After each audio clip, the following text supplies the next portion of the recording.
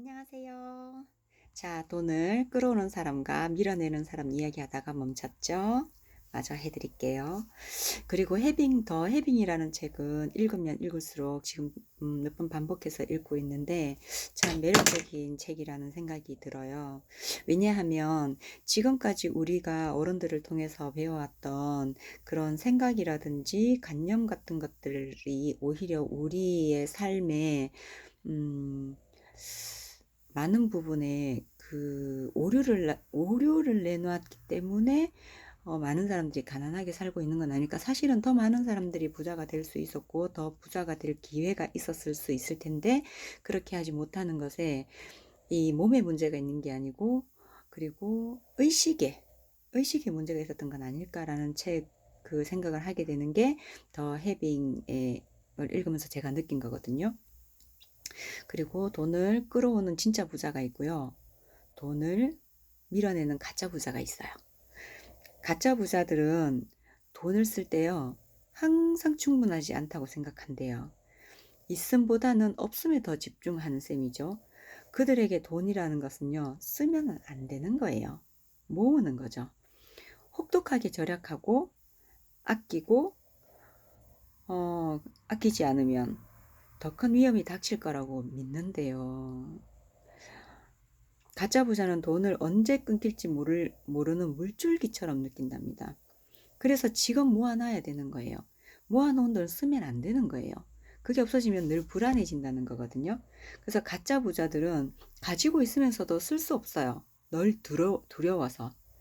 그래서 아끼는 마음이 어디서 오는지 잘 생각해 보면 알 수 있대요. 당장 다음 달부터 월급이 전혀 들어오지 않는다고 상상을 해보세요. 만약에 지금 내가 먹고 있는 이 스테이크가 굉장히 맛이 있을까요? 사 먹을 수나 있을까요?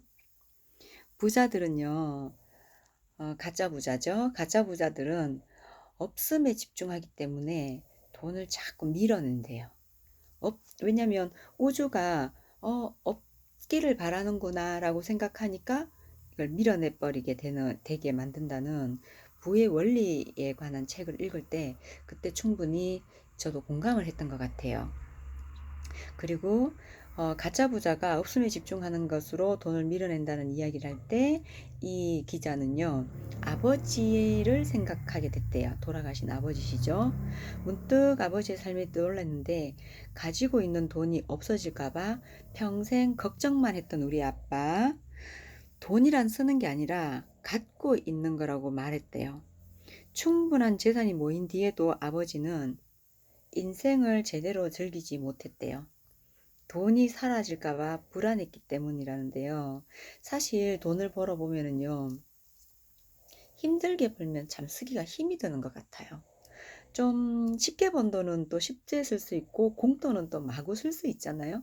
그런데 어른들의 삶에 정말 그 시대적인 환경이 그러했는 것 같고 누구나 또 노동을 통해서 그 돈을 벌다 보니까 어, 쓸 수가 없었을 것 같아요. 막 피가 쓰여지는 것 같고 땀이 쓰여지는 것 같고 막 이런 느낌이 들지 않으셨을까 그런 생각이 들어요. 그래서 이 아버지가 마지막까지 병실을 옮기지 못하신 아버지 계셨잖아요. 6인실 침대에 누워서 결국은 당부에 말씀하셨잖아요. 미루지 말고 네가 지금 하고 싶은 것들을 해봐라. 내가 부자가 되고 싶어서 열심히 살았지만 성공하지 못했다.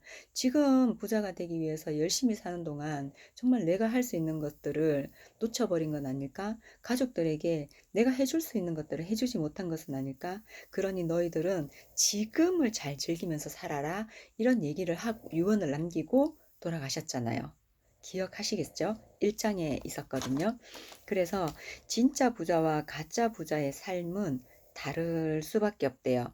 그 이유는 돈을 바라보는 시점이 다르기 때문인데요. 진짜 부자는 오늘을 산대요. 과거에 힘들었던 기억을 하고 있는 것이 아니고 지금 이 순간순간을 즐기거든요. 미래의 불안함을 느끼는 것이 아니고 지금 이 순간에 기뻐하는 거거든요. 근데 사실 우리는 지금을 산다는 것이 이렇게 얘기하면 굉장히 쉬운 것 같지만 사실 저만 해도 그 과거에 불안했던 경험들 덕분에 지금은 덕분에라고 하고 또 뭔가를 조심하면서 살잖아요. 그런데 사실 조심한다는 말 속에는 이미 항상 위험이 도사리고 있다는 것과 똑같은 말일 수 있거든요. 그래서 진짜 부자들은 오늘을 살죠. 매일 그날의 기쁨에 충실하니까요. 그러면 가짜 부자는 내일을 살아요. 오늘은 내일을 위해 희생해야 할 또 하나의 또 다른 하루일 뿐이래요. 진짜 부자에게 돈이라는 것은 오늘을 마음껏 누리게 해주는 수단이자 하인이랍니다. 돈이 내 맘대로 주무를 수 있는 거죠. 그런데 반대로 가짜 부자에게는 그냥 돈이 목표인 거예요. 돈이 나의 주인인 거예요. 그 돈을 지키고 싶어 하는 거예요.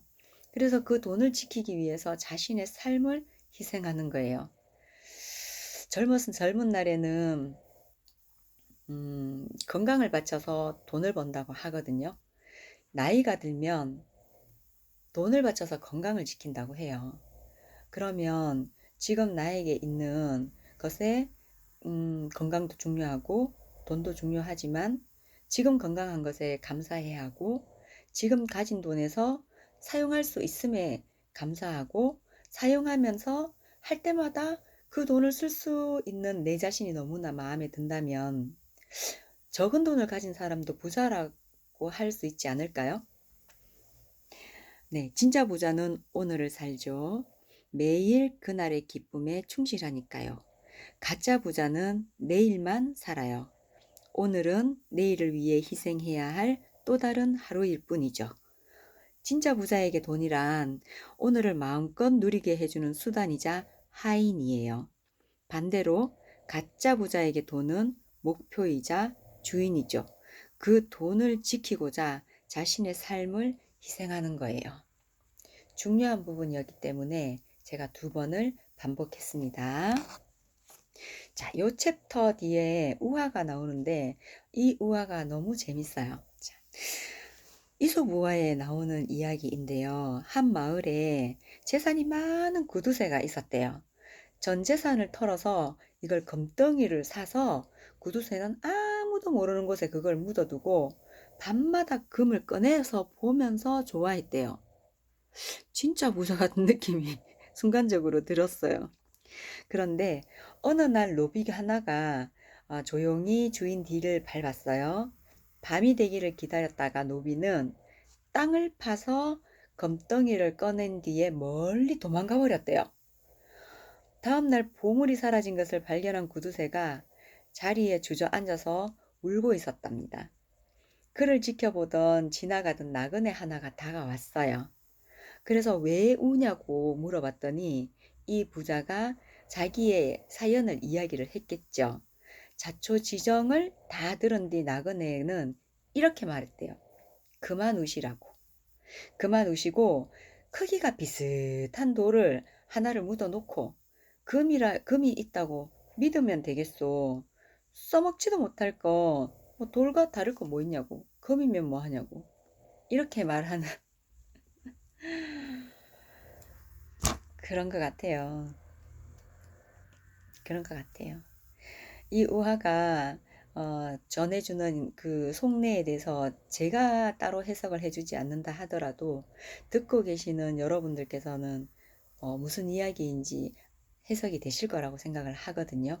그래서 금덩이 묻어두고 쳐다보면서 그 자린고비처럼 맛을 느끼는 것이 아니라 정말로 실생활에 나의 생활에 나를 행복하게 만들어주는 도구로서 돈을 사용할 수 있다면 우리는 작은 일에도 부자가 되고요. 그 다음에 해빙이라는 것이잖아요. 쓰면서 감사하고 쓰면서 기뻐하고 쓰면서 그 에너지를 충분히 모으면 내일은 마스멜로가 2개가 된다는 사실 잘 기억하셨다가 우리 한번 해보고 책은요.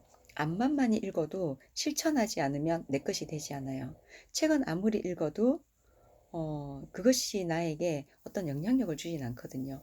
99%의 지식보다는 1%의 행동이 더 많은 변화를 주게 한다고 하잖아요.